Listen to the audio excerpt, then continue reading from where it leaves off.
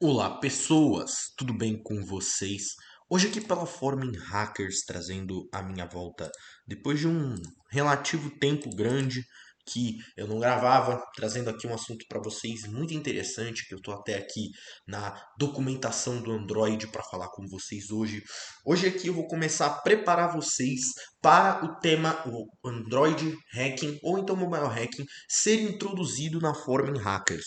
Só que, eu vou ser bem aberto e sincero com vocês, eu poderia chegar aqui já e tratar sobre mil e uma vulnerabilidades no Android, mostrar como se hackeia X, Y, Z, utilitário e tudo mais, mas eu sei que isso é um assunto que, infelizmente, no Brasil, pelo menos por si só, a gente se vê falar muito pouco sobre isso. Então, eu primeiramente preciso trazer aqui alguns conceitos introdutórios que vocês precisam ter a noção antes de eu chegar aqui falando sobre a parte legal da coisa, né? Então, indo direto ao ponto aqui, como vocês já devem saber pelo título da aula, hoje aqui a gente vai começar uma introdução geral, um overview que para quem não sabe, uma visão geral sobre o Android, onde eu vou apresentar para vocês um pouco da sua arquitetura e também abrir os horizontes de vocês com relação a alguns conceitos. Bom, indo direto ao ponto aqui, hoje eu vou falar sobre a arquitetura do Android. Esse vai ser o foco principal da nossa aula. Só que antes de eu falar sobre a arquitetura, vocês precisam ter conhecimento do que é o sistema operacional Android. Então, se a gente abrir o Google aqui e pesquisar Android, você já vai ver que é um sistema operacional. Isso todos nós sabemos, mas você precisa entender uma coisinha específica. Que se a gente até abrir aqui, ó, na Wikipédia, por exemplo, a gente consegue ter um entendimento melhor. E eu vou até ler em voz alta para vocês. Android é um sistema operacional SO baseado no núcleo Linux, projetado principalmente para dispositivos eletrônicos móveis, como smartphones e tablets com tela sensível ao toque, ou interface de usuário baseada na manipulação direta, desenvolvido com um consórcio de desenvolvedores conhecido como Open Handset Alliance, sendo o principal colaborador o Google. Aqui a gente já tem uma ideia e, primeiramente, a gente precisa entender sobre isso que eu acabei de ler. O Android, meus amigos, ele é um sistema operacional do tipo Linux, ele é uma distribuição Linux da qual ela tem como principal proposta e principal fundamento trazer o ambiente Linux para dispositivos como celular, tablet, relógio e televisões, porque o Android, caso vocês não saibam, ele não é restrito somente a celulares. Apesar do público ser maior no celular e o seu público-alvo ser o celular, ele também não é restrito a isso. Então a gente pode entender aqui outro elemento apresentado nesse texto, que é a interface do usuário baseada em manipulação direta. E para isso a gente pode pegar aqui o nosso Paint. Se acostumem com trazer essas representações gráficas aqui. A gente dentro de um sistema operacional, a gente tem três tipos de interface. E essa daqui específica, da qual ela não possui ainda um nome dado pela comunidade. Então a gente precisa entender aqui o que são os três tipos de interface gráfica da qual um sistema operacional pode possuir. A primeira é a GUI, que ela é a Graphical User Interface. A Graphical User Interface é essa interface do Windows 10 que eu estou utilizando. Ela é uma interface da qual ela é baseada por cliques, ela tem essa gráfica diretamente para interagir com o usuário, e a gente também tem a CLI, que ela é a Command Line Interface. Ela é um outro modo que a gente tem de se agir, de se interagir com o usuário, que eu vou abrir meu terminal aqui. A gente tem aqui uma shell Linux e eu vou trazer também uma shell do Windows. Então aqui, ó, onde eu posso dar um dir, por exemplo, é um exemplo de shell que a gente pode ter aqui, que são um modo da gente atuar, que é essa tal linha de comando, que é a Command Line Interface. Ela é uma outra maneira da gente interagir. Então a gente também precisa entender que o mecanismo de interface do Android ele é de manipulação direta, onde o usuário, como principal característica, ele vai lá e ele dá o touchscreen, é ele quem controla a própria interface dele. Então, ok, a gente entendemos aqui, Guilherme, né? No caso, vocês entenderam que o Android ele é Linux, ele tem manipulação direta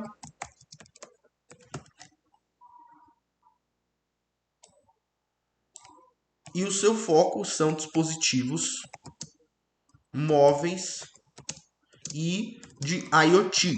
que são Internet of Things, que para quem não sabe, Internet of Things é você trazer a internet para dispositivos comuns no nosso dia a dia. Como eu citei aqui, relógios e televisões já são exemplo de importação do Android, além dos dispositivos móveis. A gente já entendeu aqui o funcionamento do Android. Então vou até deixar aqui, ó, um circuladozinho para vocês entenderem. Então, esses são as principais características do Android. Agora, a gente pode entrar e entender corretamente como funciona o Android. Ele tem, para você que já é do web hacking, por exemplo, que é o principal público da fórum em hackers, é um funcionamento diferente do qual você está acostumado a lidar com servidores web, com a sua máquina local. Então, assim, não se assustem ao entender isso aqui. E também eu vou trazer algumas coisas já um pouco avançadas, mas fiquem tranquilos que eu vou trazer na linguagem mais tranquila possível da gente falar. Então, indo diretamente aqui a nossa arquitetura, que ela possui essa imagem, inclusive eu vou deixar na descrição esse link aqui da documentação, e é interessante que todas as aulas que eu trazer, vocês leiam a documentação do Android para vocês entenderem o funcionamento do sistema. Então a gente aqui tem o que nós chamamos de pilha de software do Android, que é a principal forma que o Google, que para quem não sabe, originalmente o Android ele era de um grupo open source, mas mais tarde ele passou a ser comprado pelo Google e hoje é um projeto pertencente ao Google, do qual ainda é open source, então fiquem tranquilos. Mas a gente tem aqui a pilha de software, que é basicamente como eles chamam você juntar múltiplas funções. Por que isso? Porque o sistema operacional Android, originalmente ele veio de um Linux, de um kernel Linux, da qual eles tiveram que fazer, como que eu poderia explicar num termo chucro, mas gambiarra, entre aspas, para conseguir fazer com que o kernel se adaptasse a lidar com recursos de outros dispositivos, como relógio, televisão e celular principalmente. Então, esse é o que nós chamamos primeiramente de pilha de software. Pilha de software se refere a um conjunto de funções e de hierarquia, ou seja, como se fosse uma camada de abstração no computador. Nesse caso aqui, nós não chamamos de camada de abstração em arquitetura de computadores, a gente chama de pilha de software. Então, aqui já entra a primeira diferença de um computador comum para um Android. A gente chamamos aqui de pilha de software. Não chegue falando camada de abstração, porque não é camada de abstração. Não estamos falando de um computador, ok? Então, a gente tem aqui a nossa pilha de software, da qual ela inicia inicialmente no kernel Linux, como está escrito aqui. E a gente tem como principal utilitário o manipulamento de energia, o gerenciamento de energia, power management, que é reconhecer a partir do momento que o sistema operacional ali ele é inicializado, ou seja, ligou o celular, é o primeiro cara que vai agir com a gente. Então, o power management, que é reconhecer que o celular está ligado. Ele está ligado ou não está? É o power management, é o primeiro componente que nós temos dentro do Android que vai reconhecer isso para a gente. Logo depois disso, a gente já tem os drivers. E por que os drivers aqui e não lá em cima como no computador? Porque o celular, ele trabalha com funcionalidades diferentes. Não é como nos sistemas de computador, num servidor, num desktop, num notebook, da qual a gente tem periféricos para se interagir. Então, no caso, os drivers são componentes internos do circuito da placa do Android. Então, ele precisa para executar o sistema operacional, verificar se estes recursos internos eles estão funcionando corretamente.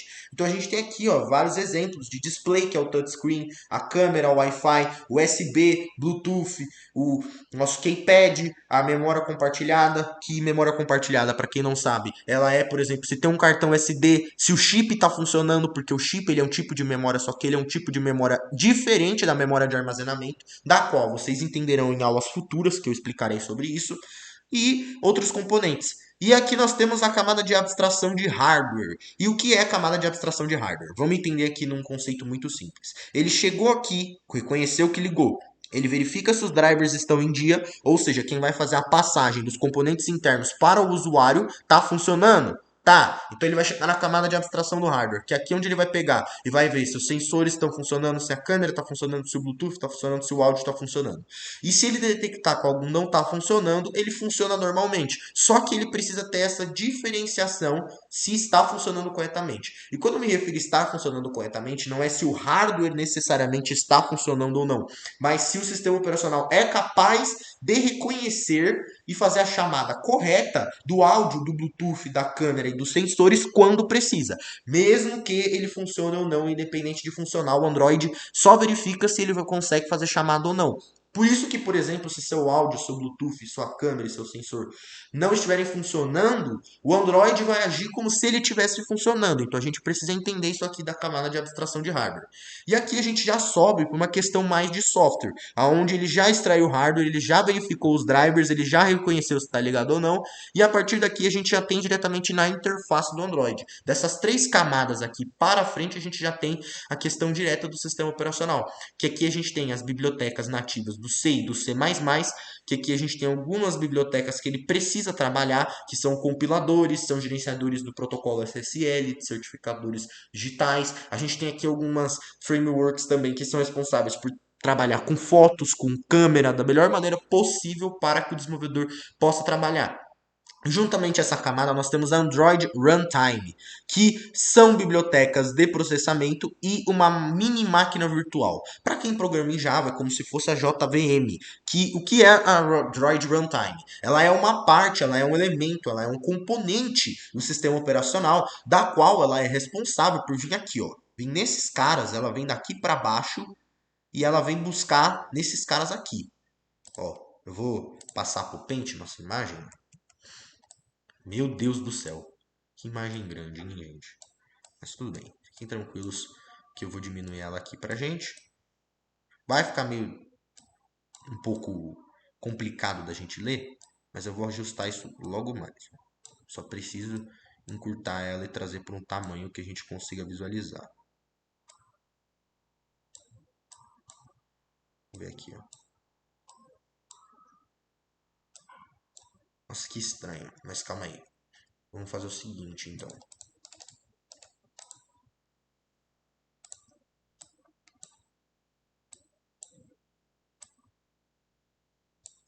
Trazer aqui pra gente, ó. E acredito que aqui está mais do que suficiente para a gente conseguir enxergar. Então, basicamente, o que a Android Runtime faz? Ela vem aqui, ó, nesse cara, e esse cara vai conversar diretamente com esse cara aqui, ó. Nossa, vou pegar uma cor diferente, para vocês poderem entender. Esse cara aqui vai conversar com esse cara aqui, ó, que ele vai entrar diretamente na camada do kernel. Então, para isso que serve Android Runtime. E ao mesmo tempo, em contrapartida a isso, ela também é responsável por se comunicar diretamente com esse cara e com esse cara. Então, ela atende às chamadas dele e também, quando preciso, ela importa as bibliotecas nativas do C e do C++, que é a linguagem da qual Olha o Isma aparecendo aqui pra gente. Da qual o nosso querido Android funciona, então ele faz a importação quando necessário, quando for preciso. Ele faz a importação correta, então aqui a gente tem toda essa questão do Android aqui, da onde ele faz essa importação, e essa é a principal função do Android Runtime, é interagir e gerenciar os recursos, mas aí entra sempre aquela pessoa que está acostumada com o computador, falando, mas não é o kernel que faz isso, não.